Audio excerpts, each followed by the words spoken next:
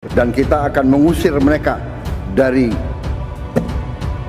bumi Indonesia kalau perlu. Tinggal kita berani atau tidak. Mereka-mereka yang tidak setia kepada negara akan kita singkirkan dengan tidak ragu-ragu. Ratusan tahun mereka datang, ratusan tahun mereka adu domba kita, sampai sekarang oleh mereka-mereka yang ingin Indonesia selalu gaduh. Indonesia gelap, kabur aja deh. Kabur aja loh. Emang gampang loh di situ, di luar negeri di mana loh? Lo dikejar-kejar di situ. Saudara doakan, tidak ada perjuangan tanpa pengorbanan. Tidak ada pengorbanan. Tidak ada perjuangan tanpa pengorbanan. Baru diusir tiga tahun setengah. No, kecil itu. Abuya Dimyati berputra Abuya Muhtadi. Abuya Muhtadi berfatwa bahwa gerakan-gerakan radikal semacam HTI, FPI harus dihilangkan dari Indonesia. PKB, kita perang aja deh. Kita perang aja. Saya siap untuk kobarkan perang melawan mereka dengan backingnya sudah. Takbir. Umat Islam semua saya tanya, siap perang lawan gerombolan monyet? Takbir. Ulama-ulama kita tidak pernah mempunyai catatan pundung pada pemerintah. Ulama-ulama kita tidak pernah ada catatan menggerakkan rakyat untuk melawan pemerintah. Tidak ada.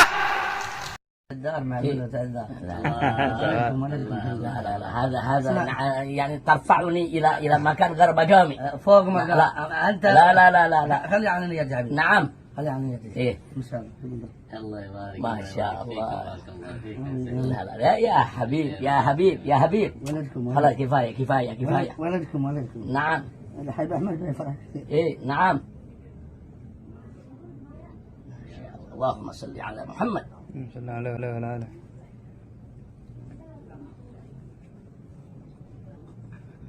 بارك الله فيك بارك الله فيك اللهم صل كرمكم الله بارك الله فيك لا تنساني في الدعاء ولا تنساني في مناجتك أسأل الله أن يكرمنا ويميتنا على آمين آمين آمين يا رب العالمين.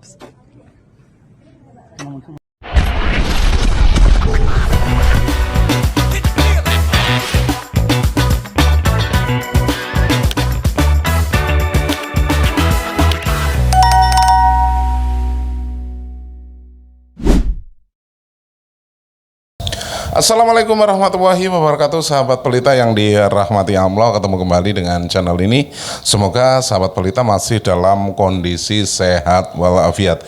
Cuplikan video barusan sangat menarik sekali ya untuk kita simak kembali, dan tentunya kita nanti akan mendiskusikan video ini, yang mana video ini berkaitan dengan statement dari Bapak Prabowo, yang mana orang-orang yang menganalogikan Indonesia suram, Indonesia bubar, dan lain sebagainya oleh Bapak Prabowo itu disuruh minggir dulu ataupun kabur dulu, bahkan boleh meninggalkan negara tercinta Indonesia. Nah, bagaimana tanggapan-tanggapan dari orang-orang yang mungkin agak sedikit tersinggung ya dengan statement ataupun ucapan dari Bapak Presiden kita, karena ini sangat sensitif sekali sahabat pelita ya. Jadi alangkah baiknya kita simak sampai habis, biar apa? Biar kita tidak gagal paham dalam menanggapi sebuah video yang mungkin sempat beredar di media sosial. Dan tentunya di akhir video nanti kita koreksi, kita teliti menggunakan akal pikiran yang waras. Yang namanya pro dan kontra, sekali lagi itu wajar dalam dinamika sosial kita. Jadi gunakan akal pikiran yang waras. Dan sebelum kita lanjut, buat Anda yang belum subscribe channel ini, jangan lupa dukung channel ini dengan cara di like, di share, dan tombol loncengnya juga diaktifkan. Biar apa? Biar Anda tidak ketinggalan kabar info terbaru dari channel ini. Monggo, ini dia videonya, silahkan. Kita sangat hormat sama tamu. Saking hormatnya, ada tamu yang ratusan tahun nggak mau pergi dari Indonesia. Saya kira demikian saudara sekalian, karena banyak tamu-tamu, saya minta izin menghormati tamu-tamu, karena itu sifat bangsa Indonesia, selalu menghormati tamu. Jadi karena banyak tamu, saya bicara dalam bahasa Inggris. minta maaf. Kita sangat hormat sama tamu. Saking hormatnya, ada tamu yang ratusan tahun nggak mau pergi dari Indonesia. Terpaksa kita harus bertempur. Tapi saya katakan, saya tegaskan, bagi kita, perang itu adalah yang terakhir. Sebab adu domba pribumi pendatang bahaya, saudara. Masyarakat Madura pernah mengalami, saudara, bagaimana peristiwa Sampit, bagaimana peristiwa Sambas, saudara, bagaimana orang di Kalimantan dihasut, diprovokasi. Madura itu pendatang, usir aja. Madura itu pendatang, bukan asli Kalimantan, usir aja pulang. Saudara, akhirnya apa yang terjadi? Dengan keji, jahat, biadab, brutal, banyak warga Madura yang dibunuh secara sadis. Betul? Biadab tidak? Biadab tidak? Nih, adu domba pribumi pendatang, saudara. Enggak boleh. Sekali lagi, saudara, kami sudah minta DPP FPI menyurati Presiden, bukan hanya urusan Bob, tapi kami minta kepada Bapak Presiden, kalau pilih penasehat jangan yang bermasalah. Betul? Jangan dong, saudara. Ada Jenderal Baliho terlibat KM 50, saudara, dan dia terlibat di dalam operasi begal nasab. Kiai di mana-mana diadu, habaib diadu, kiai mahabaib dipecah belah di mana-mana, saudara. Dia ikut membiayai, dia ikut mendanai, dia ikut menggerakkan. Ini orang bermasalah. Tahu-tahu diangkat jadi penasehat presiden bidang pertahanan. Saudara, saya protes. Dari awal diangkat, saya protes. Dan tetap kita akan kirimi surat Bapak Presiden. Kalau Bapak Presiden belum tahu, kita kasih tahu. Ini orang terkonfirmasi. Orang yang sangat berbahaya. Saya tanggung jawab dengan apa yang saya sampaikan, saudara. Gara-gara saya protes, kelompok begal nasab marah. Loh, kenapa marah? Ya karena yang saya protes kan yang mendanai mereka, yang membiayai mereka selama ini, saudara. Jadi saya protes jenderalnya, anjing-anjingnya menggonggong. Ada pepatah, anjing menggonggong kafilah, anjing menggonggong kafilah. Setuju? Kita kafilahnya, mereka anjingnya. Betul? Setuju? Ada yang nanya, Habib kalau ngegonggongnya nggak berhenti-berhenti bagaimana? Pakai pepatah baru, anjing menggonggong timpuk sama batu. Nah, jadi kalau masing-masing gonggongnya sekali-sekali, anjing menggonggong kafilah berlalu. Kalau gonggongannya udah sering, anjing menggonggong timpuk sama. Kita protes, saudara. Udah gitu dia pakai bela diri, saudara. Nggak rela disebut Jenderal Baliho. Alasannya dulu saya menjalankan tugas negara, kata dia. Saya balik bertanya, kalau Anda menurunkan baliho-baliho selamat datang yang disampaikan oleh umat pada saat saya pulang dari Mekah, Anda sebut itu tugas negara. Berarti keterlibatan Anda di dalam siaran pers, kasus KM 50 di Polda Metro Jaya yang membentangkan barang-barang bukti palsu, apa itu juga tugas negara? Anda mendanai begal-begal nasab untuk menyerang habaib, untuk mencaci maki habaib, mengadu domba dengan ulama, apa itu juga tugas negara? Kita tanyakan, saudara. Saudara, laskar setan nggak senang, saudara. Habis komandannya diprotes, saya tanya, diam atau lawan? Diam atau lawan? Ada setan tua ngomong di media, apa dia bilang? Habib Rizik itu kurang ajar. Sudah terkonfirmasi bahwa Habib Rizik itu berbahaya. Wow. Jawab jangan. Jawab jangan. Kan tadi anjing menggonggong kafilah berlalu. Jawab jangan. Kapan?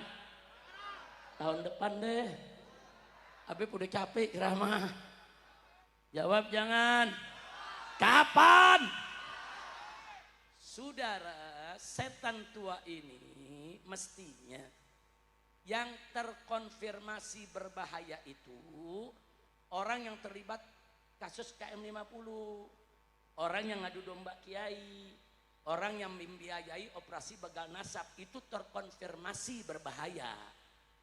Kenapa jadi saya yang memprotes dibilang kok ini sosok berbahaya? Terkonfirmasi, bahasanya Habib Rizik terkonfirmasi manusia berbahaya. Ya, dia atau lawan. Syekh Hasyim Asy'ari membuat fatwa resolusi jihad, kewajiban untuk setiap umat Islam untuk mempertahankan negara kesatuan Republik Indonesia yang baru saja dimerdekakan. Dari mulai resolusi jihad tanggal 22 Oktober, umat Islam di seluruh Indonesia bertekad karena sudah adanya fatwa ulama bahwa kita wajib mempertahankan negara kesatuan Republik Indonesia ini. Maka tanggal 10 November umat Islam di Jawa Timur bergerak menuju satu titik untuk mengusir tentara sekutu yang waktu itu sudah datang ke Surabaya. Puluhan ribu anak-anak santri turun bersama bangsa Indonesia lainnya di dalam mempertahankan keutuhan negara kesatuan Republik Indonesia. Ribuan nyawa melayang, tapi nyawa yang melayang itu tidak ada artinya kalau dibandingkan kebahagiaan anak cucunya kita di hari ini. Leluhur kita yang telah menjadi syahid, leluhur kita yang telah menjadi pahlawan, di antara mereka ada yang dikenal, ribuan lagi tidak ada yang tahu. Mungkin leluhurnya mati ketika itu, anak cucunya hari ini tidak tahu di mana entah kuburnya. Tetapi perjuangan mereka telah menghasilkan kita kedamaian di hari ini, ketertiban dan kemerdekaan. Maka ini nikmat yang tidak boleh oleh kita warga NU dilupakan untuk senantiasa menjaga negara warisan para leluhur-leluhur kita ini. Jangan sampai negara ini berkuasa. Nahdlatul Ulama bersama elemen-elemen bangsa lainnya hadir di pemerintahan. Kemudian pada tahun 1965 Nahdlatul Ulama, kiai-kiainya, ansor bansernya bersama-sama elemen bangsa lainnya, dari muslimnya, dari kristennya, dari budaknya, dari hindunya, dari konghucunya, mengusir dan membasmi Partai Komunis Indonesia yang hendak berkhianat terhadap bangsa Indonesia ini. Kemudian pada saat Orde Baru berkuasa, Nahdlatul Ulama tidak purek, kata orang Jawa Banten. Nahdlatul Ulama bahkan adalah satu-satunya ormas Islam yang pertama menerima Pancasila sebagai asas tunggal yang digagas oleh Bapak Soeharto. Kalau ormas lain mungkin sudah turun ke jalan, ormas terbesar oleh pemerintah Soeharto ditinggalkan, keberadaan yang besar dinafikan. Tetapi ulama-ulama kita tidak pernah mempunyai catatan pondong pada pemerintah. Ulama-ulama kita tidak pernah ada catatan menggerakkan rakyat untuk melawan pemerintah. Tidak ada. Kesetiaan Nahdlatul Ulama terhadap negara kesatuan Republik ini bersifat final, mutlakon, bila qayyidin, baik qayyidin lazimin maupun qayyidin ghairi lazimin, mutlakon, bahwa negara kesatuan Republik Indonesia ini adalah bagi Nahdlatul Ulama bersifat final. Setelah reformasi hadir seorang putra Nahdlatul Ulama, Sayyidi Syekh Abdurrahman Wahid Gus Dur, Allah takdirkan memimpin negara kesatuan Republik Indonesia. Pada zaman SBY, kemudian gerakan-gerakan radikal muncul di Indonesia. NU bersama warga bangsa lainnya berjuang bagaimana gerakan-gerakan radikal ini bisa diberantas dari Indonesia. Abuya Dimyati berputra Abuya Muhtadi. Abuya Muhtadi berfatwa bahwa gerakan-gerakan radikal semacam HTI, FPI harus dihilangkan dari Indonesia. Sebelum negara Indonesia ngeh terhadap HTI dan sebagainya, Abuya Muhtadi Dimyati sudah berfatwa terlebih dahulu beberapa tahun yang silam bahwa HTI harus dibubarkan dari Indonesia.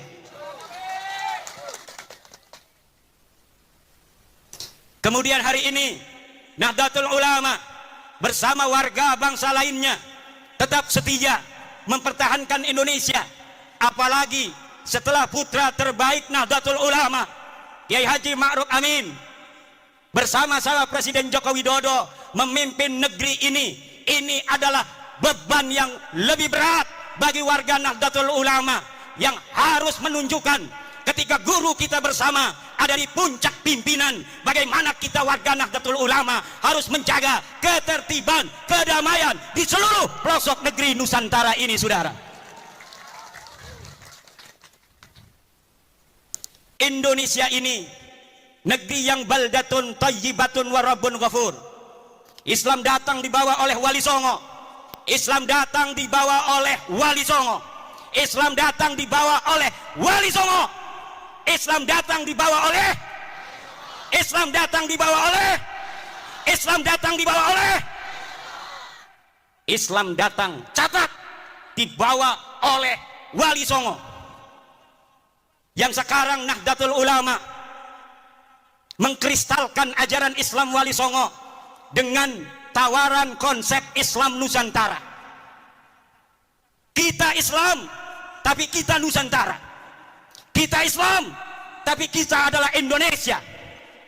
Kita Islam dengan kesadaran bahwa ada saudara-saudara kita sebangsa yang berbeda agama, berbeda suku, berbeda adat istiadat, berbeda budaya, berbeda bahasa. Ini harus lahir di dalam kesadaran kita, sehingga kita sebagai umat Islam bijaksana sebagai mayoritas di dalam mencetuskan setiap gagasan-gagasan kenek Indonesia Raya. Kita Bhinneka Tunggal Ika, berbeda-beda tapi satu. Kita ada berbeda dari sisi budaya, tapi walaupun kita berbeda-beda, kita tetap satu jua, yaitu Indo.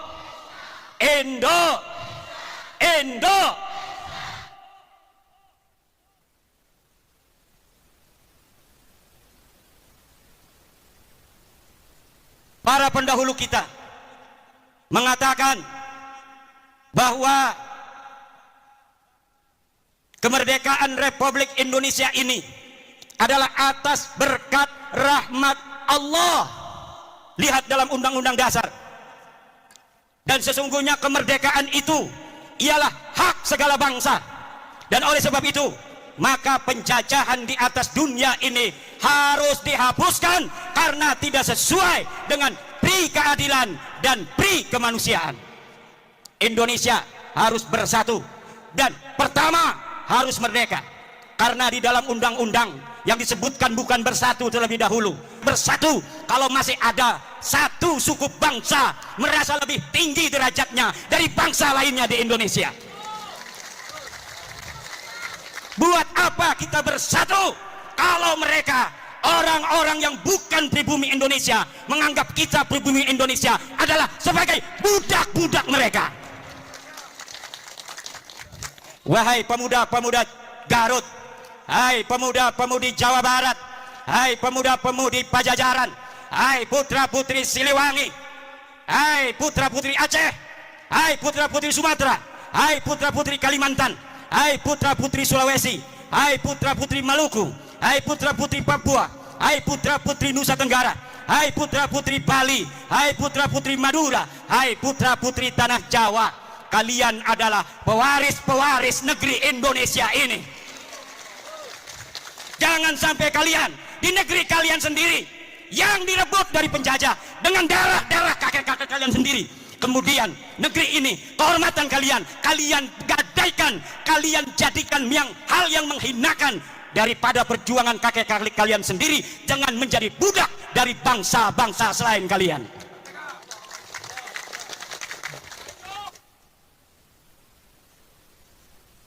Tidak boleh dalam negara yang disebut Negara Kesatuan Republik Indonesia ini orang Jawa Barat merasa lebih baik daripada orang Jawa Timur. Tidak boleh. Kita adalah sama.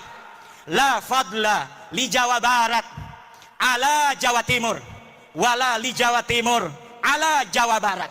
Kullukum min Adam wa Adam min turab. Semua kalian adalah ada darahnya turunan Nabi, yaitu Nabi Adam, dan Adam berasal daripada tanah. Maka kalian dengan yang lainnya adalah sederajat.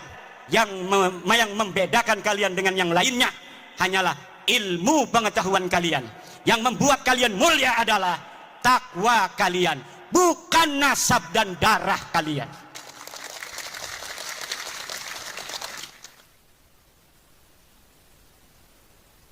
Kullukum ummahatukum waladnakum ahrara fala takunu abidan li ghairikum.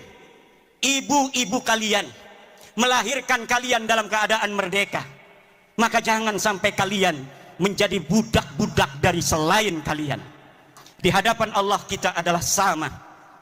Tidak boleh di dalam negara kesatuan Republik Indonesia, tidak ada di dalam ajaran Islam ta'lihul inas wa ta'nisul ilah.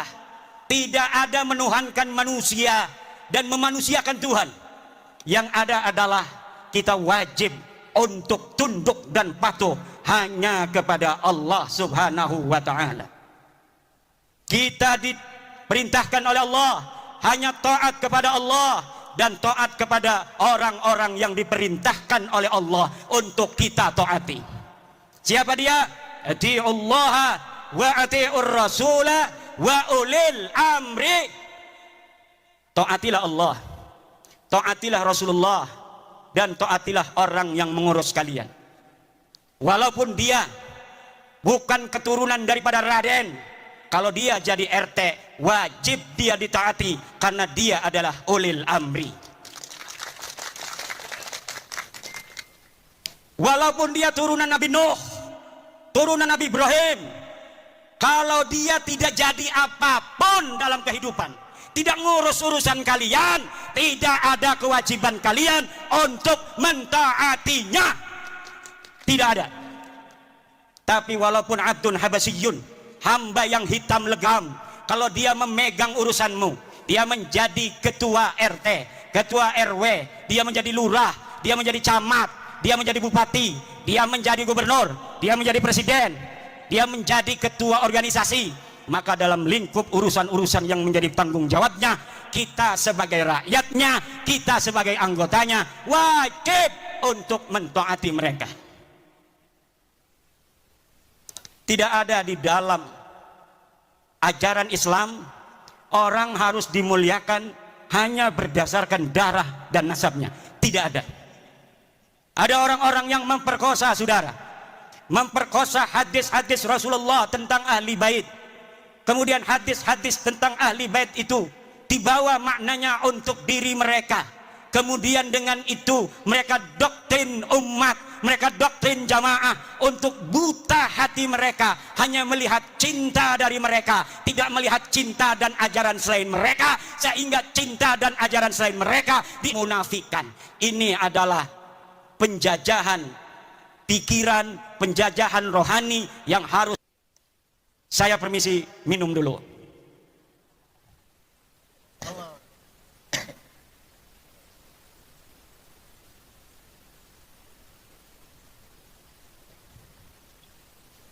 Allah berfirman, walaqad karramna bani Adam, dan sungguh kami telah memuliakan anak Adam.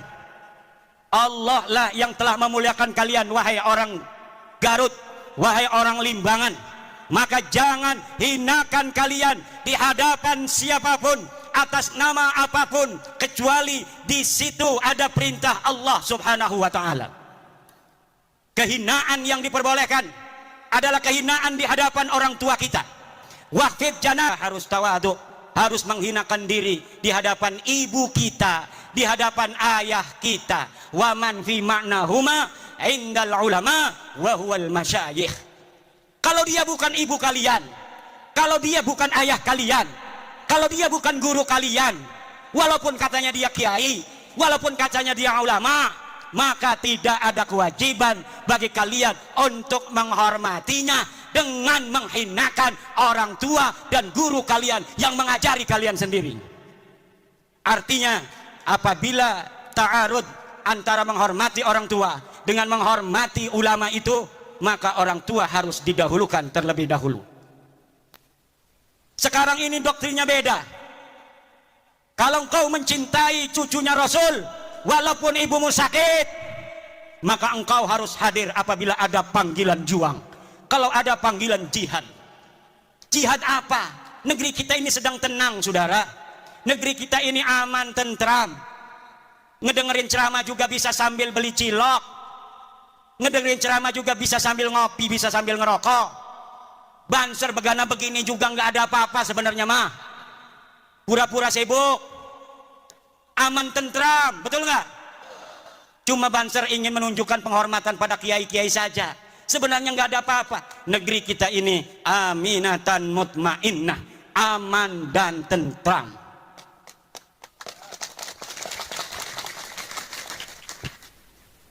Ini pelajar-pelajar Ibnu kenapa ngeliatinnya begitu? Apalagi mikir ini punya istri belum ya? Gampang, saya tinggal ngontek Kiai Amin. Ya iya. Saudara-saudara kaum muslimin rahimakumullah, yang terjadi hari ini adalah orang-orang yang memegang mic tapi dia tidak memegang hati. Dia asal bicara walau kadangkala menyakiti ratusan juta bangsa Indonesia. Bagi yang cinta pada dia karena sudah buta, mereka membenarkan mereka karena yang diajarkan adalah kebutaan. Yang diajarkan cinta, dipanggilnya pengikut itu muhibbin. Tidak seperti Rasulullah memanggil pengikutnya dengan sebutan ashab. Imam Syafi'i memanggil murid-muridnya ashab. Para kiai memanggil pengikutnya santri. Tidak ada yang memanggil muhibbin. Para pecinta itu tidak ada, saudara.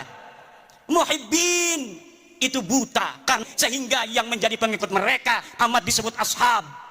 Maka ketika Nabi Muhammad tiada, murid-muridnya para sahabat ini kemudian menjadi orang-orang tinggi derajatnya, bahkan bisa mengalahkan Rasulullah, dapat menguasai tanah yang lebih luas, sehingga mereka tanah yang dikuasai itu menyebut la ilaha illallah. Itulah murid-murid Rasulullah yang disebut ashab, bukan disebut muhibbin.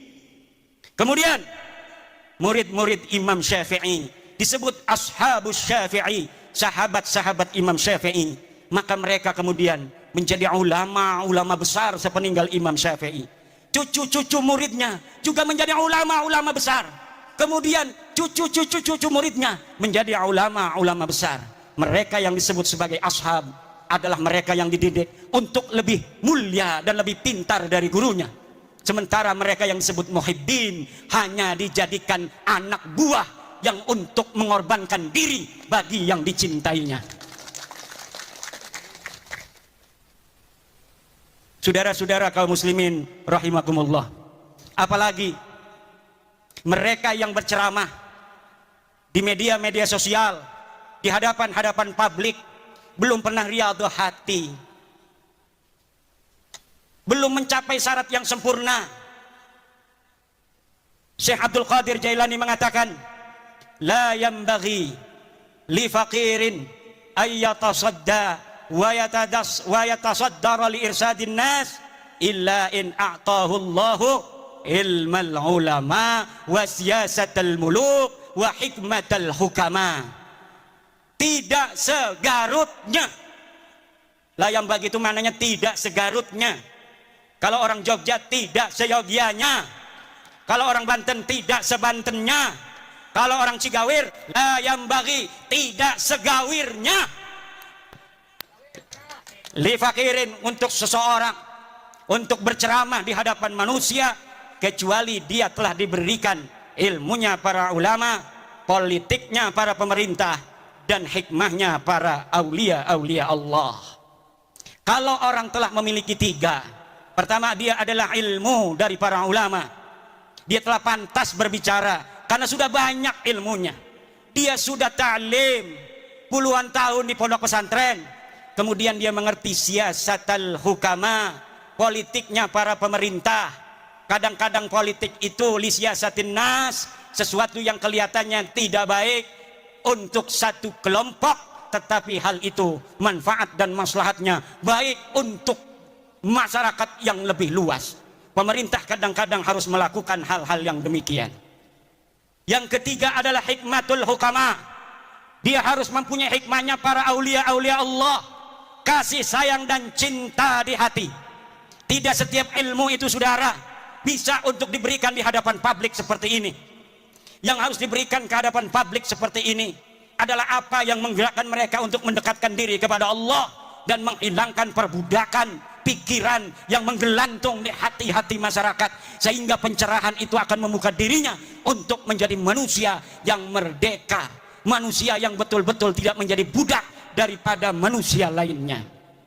Saudara-saudara, sebenarnya saya ingin lama untuk berceramah, tetapi suara ini karena saking semangatnya di negeri sendiri, karena saya walau dari Banten, tapi ada kata orang tua, ada silsilah nasab ke Bandung, Garut, dan Sumedang Larang. Kalau di DNA, kalau berani DNA ya, berani nggak tes DNA? Berani nggak tes DNA? Berani nggak tes DNA?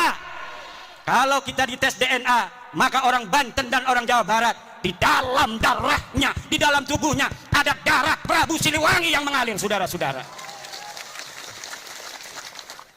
Kalau diurut dari nonong-nonong, neng-neng yang duduk ini, dari dirinya sampai Prabu Siliwangi, lihat ada berapa leluhur yang telah mati di medan juang, ada berapa leluhur yang telah mati syahid dalam mempertahankan tanah Pasundan dan Jawa Barat ini, dalam mempertahankan Indonesia Raya ini, saudara. Maka kita kalau ada tes DNA diperintahkan oleh Gubernur Ridwan Kamil, turunan Sunan Gunung Jati, hei orang-orang Garut, tes DNA, aing hayang nyaho, siap keturunan saha, siap ente tes DNA, siap ente tes DNA, siap ente. Sahabat Pelita yang dirahmati Allah, barusan kita sudah menyimak keseluruhan isi video ya. Statement dari Pak Prabowo, juga ada statement dari Kiai Haji Imaduddin Usman Al-Bantani yang sekali lagi dengan tesisnya. Wah, ini karena belum ada ya sampai sekarang itu yang bisa menanggapi statement dari Kiai Haji Imaduddin Usman Al-Bantani dengan tesisnya dan pernyataan dari Pak Prabowo yang menganalogikan pulang dan pergi kabur saja ke Yaman ya, dalam tanda kutip itu ya yang dimaksud. Apakah benar pernyataan dari Pak Prabowo ini ditujukan kepada Bapak Rizik Syihab dan kruni-kruninya?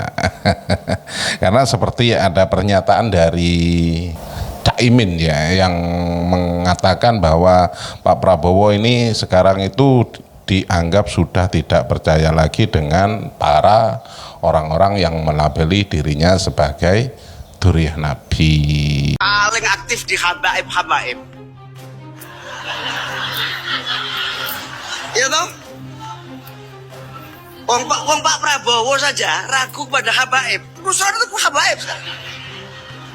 Itu saja ya sahabat Pelita ya, mungkin ada yang kurang ataupun terlebih dari ucapan atau tutur kata saya yang kurang berkenan di hati Anda. Sekali lagi izinkan saya mohon maaf yang tertinggal, dan akhirul kata wabillahi taufiq wal hidayah. Wassalamualaikum warahmatullahi wabarakatuh.